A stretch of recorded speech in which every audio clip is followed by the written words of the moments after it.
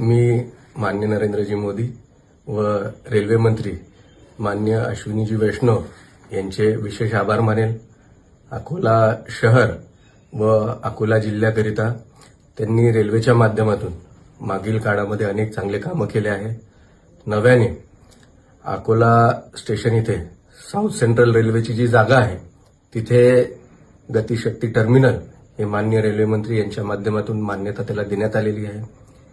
या टर्मिनलद्वारे जो आपल्या येथील इंडस्ट्रियल प्रोड्यूस आपण ज्याला म्हणू शकतो तो माल असेल, शेतातील आपला माल असेल, प्रक्रिया केलेला आपल्या शेतातील माल असेल, या सगळ्याचंच ट्रान्सपोर्ट हे अधिक जलद, ज्याला आपण गतिमान म्हणू शकतो असं होणार आहे।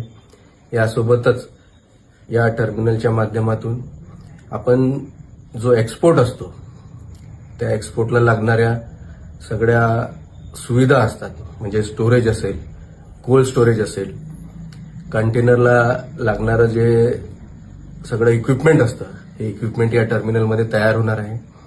आणि या गतिशक्ती टर्मिनलच्या माध्यमातून मल्टी मोडल कनेक्टिव्हिटी ज्याला आपण म्हणू शकतो, म्हणजे एअर कनेक्टिव्हिटी असेल, रोड कनेक्टिव्हिटी असेल, रेल कनेक्टिव्हिटी असेल आणि ज्याला आपण सी कनेक्टिव्हिटी म्हणतो, या सगळ्याच कनेक्टिव्हिटीला एक गती मिळणार आहे।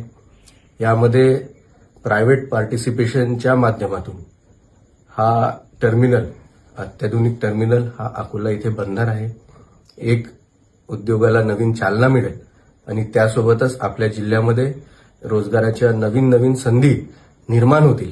आणि त्यापेक्षाही महत्त्वाचं, आपल्या भागामध्ये शेतमाल असेल, विशेषतः ज्याला आपण भाजीपाला व फळबाग म्हणतो, या मालाला चांगले भाव मिळण्याकरिता आपल्याला एक मदत मिळेल। या कामासाठी मी माननीय नरेंद्रजी मोदी यांचे पुन्हा आभार मानतो।